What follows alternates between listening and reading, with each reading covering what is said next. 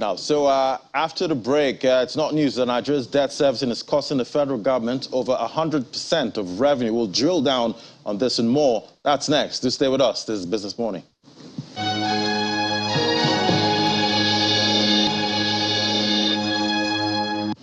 Welcome back. Still watching Business Morning. Now to our next conversation. The cost of servicing debt surpassed the federal government's retained revenue by 310 billion in the first 4 months of 2022, meaning the Nigerian government is officially spending more than it earns to service its debts. To discuss this, we have Fadekemi Abiru, Editor-in-Chief at Stairs Business. Great to have you. Good morning. Hi, Ladi. Good morning. Good to be here.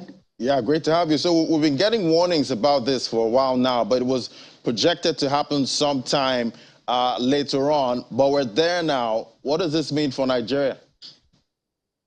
Yeah, so I think, like you said already, the latest public sector finances data that we saw last week essentially puts our debt interest payments at, the highest on record. So as a result, the federal government is officially spending more than it earns to service its debt. So just getting into the numbers a bit more. Between January and April this year, the federal government spent 1.9 trillion naira on debt servicing, but only earned 1.64 trillion naira. So just to contextualize that 1.64 trillion naira was just 49% of the government's revenue target. So, and at the same time, we also know that the government has been expanding its debt stock, which is just making future debt servicing costlier, given the macroeconomic environment we're in. But why is it a big deal that the federal government debt servicing has surpassed its revenue? Most governments actually, at this point, most of them are in debt. Yeah, so I mean, for a long time, actually, at Stairs, we've been writing about, Nigeria's debt sustainability problem. So I think one thing I should definitely just point out is, it's not such a bad idea if you see the Nigerian government borrowing. I think one of the most famous economists, John Keynes, actually came out with this, counterintuitive idea that during periods of economic hardship or downturn, the government should actually be expanding its spending, like spending more, as opposed to tightening its purse strings. And the reason for that is just this idea that the government is, the economic agent that is capable of, spending at a large scale that would directly improve the welfare of society. And the way for the government to do this effectively would actually have to come from borrowing. But then what the issue then tends to be is, when this borrowing, the best way to think about whether this borrowing makes sense is when you look at, the ability of the government to pay back, and also who the government is borrowing from. And one of the ways that people tend to measure like a country's capacity to borrow back is the debt to GDP ratio. So that's just the metric for comparing a country's public debt to its gross domestic product. So the assumption that we're using here is that, when you compare what a country owes with what it produces, you can indicate that country's ability to pay back its debts, which is ultimately what matters when you borrow, like I was saying. And if we go by the World Bank standards, Nigeria actually passes this test. So the World Bank recommendation is that this ratio should not exceed 77%. Otherwise, it is assumed that the country's borrowing activity will negatively affect growth.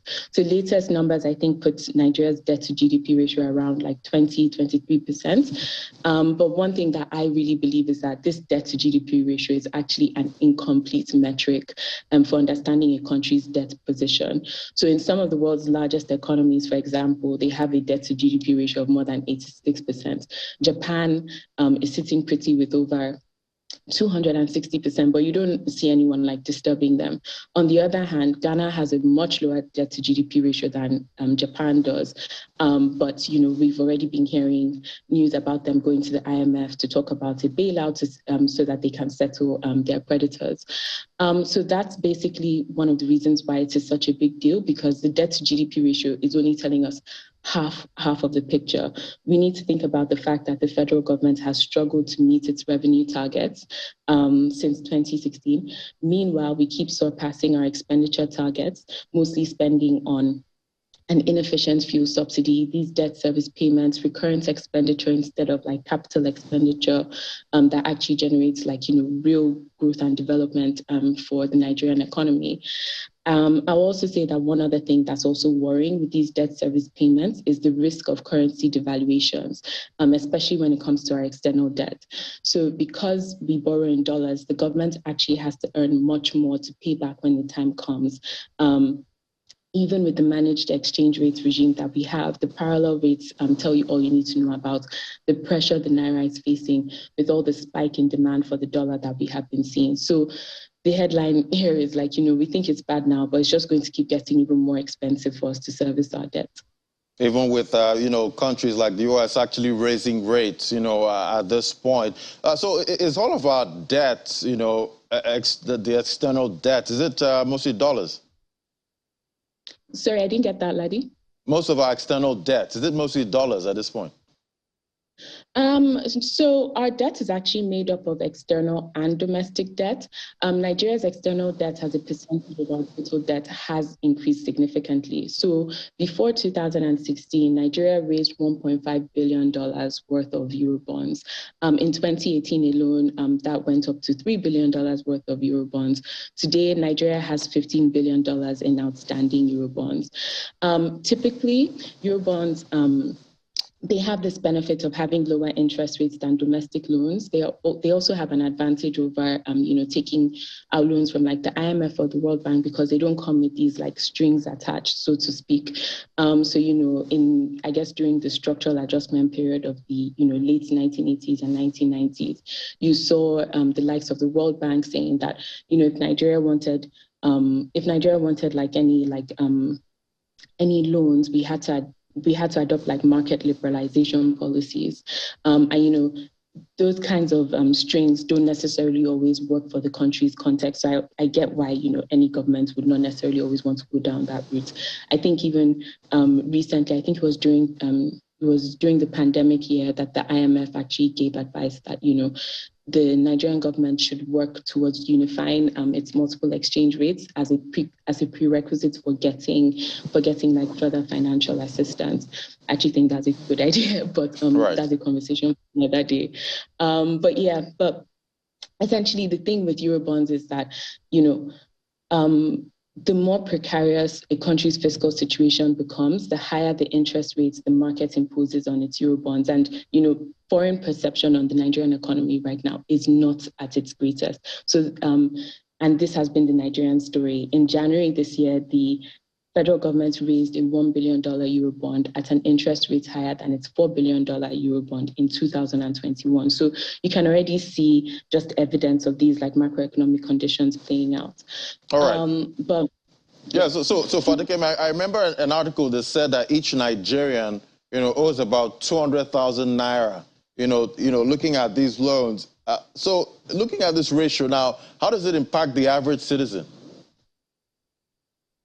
Yeah, so I'm trying to think of the best way to start. I think the direct answer to this is just opportunity cost. If the government is too occupied with making its debt service payments, it will have little to nothing left over to spend on infrastructure projects that directly benefit the average Nigerian.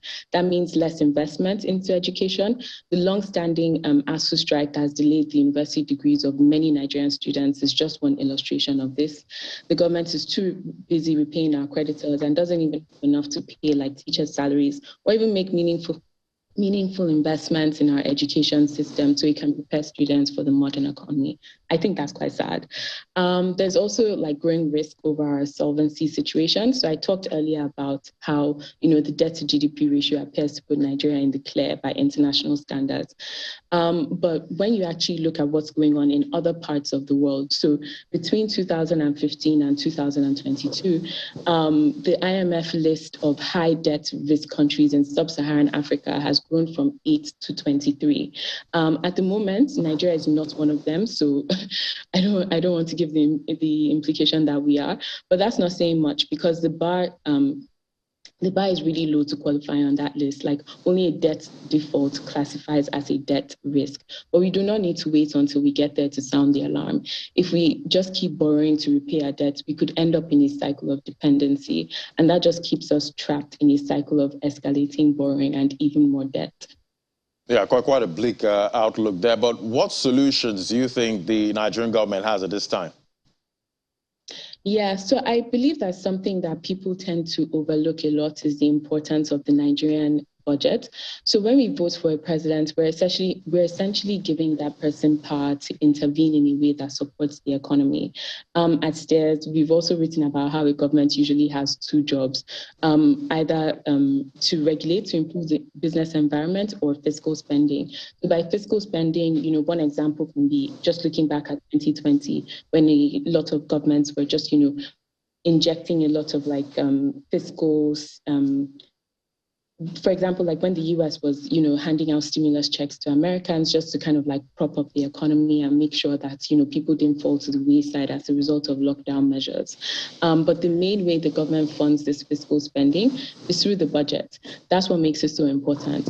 So at the same time, there are inefficient ways of allocating it.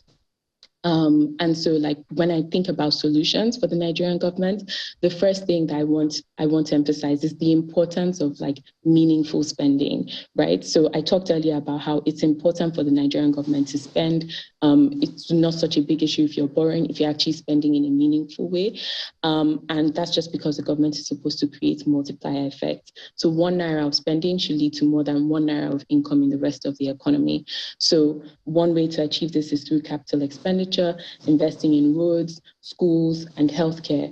When we look at the government's track record with allocating money towards capital expenditure, the data doesn't paint a pretty picture. In 2017, the proportion of the budget that went to healthcare was lowered from 6% in 2015 to 4%. And we've mostly hovered around, those low single digit numbers for healthcare budgetary allocation. Meanwhile, if you look at other African countries like Rwanda, Botswana, South Africa, you see them allocating at least like between 12% to 17%. So these are just some of the things that the government needs to focus on. Like if you're focusing on ways to, revive the economy, make sure the economy is getting even more productive, then it means that you can improve your ability to extract revenue, not in a way that places too much of a burden on your average Nigerian, but in a way that, allows you to build that social contract between the government and the citizens. But at the same time, you're also reducing like poverty. You're also reducing poverty in society. Right, and Fadika, inflation is still rising. Central banks are still, tightening and looking to tighten even further. And the income, revenue for the federal government is still squeezed. At this point, do you see us borrowing more? Yes, because we still have our like our debt obligations to meet. And so until the Nigerian government is able to come up with a viable way of, basically when we think about like, that's one of the reasons why I keep overflogging this dead horse around the debt to GDP ratio. But, right. When we look at the debt to GDP ratio, it's telling us about what the economy is like generating, but it's not telling us about what the government is able to take out from the economy. So, we essentially need to see a world where the Nigerian government is getting better at generating its own revenue. Like I said, that would definitely come from tax revenues, but the way the government needs to apply this is in a way that does not place too much of a burden on small to medium-sized businesses, because that affects the ease of doing business. I know that's something that a lot of entrepreneurs tend to talk about is, duplication when it comes to taxes, like not enough transparency. I've also seen a lot of efforts from the Nigerian government to widen its tax base and, try to bring more people in the informal sector in. But, these are also people who have, precarious or sporadic income revenue streams. So more taxes is not what we need, at this point. Anyway, well, some analysts, Some analysts have said, you know, it's not a revenue problem, that it's a spending problem. Some say it's also a revenue problem. But I'll have to leave it there. Fadekemi Biru, Editor-in-Chief for Esther's Business. It was great having you. Thank you, Laddie. It was great to be here. Thanks. Thank you. All right.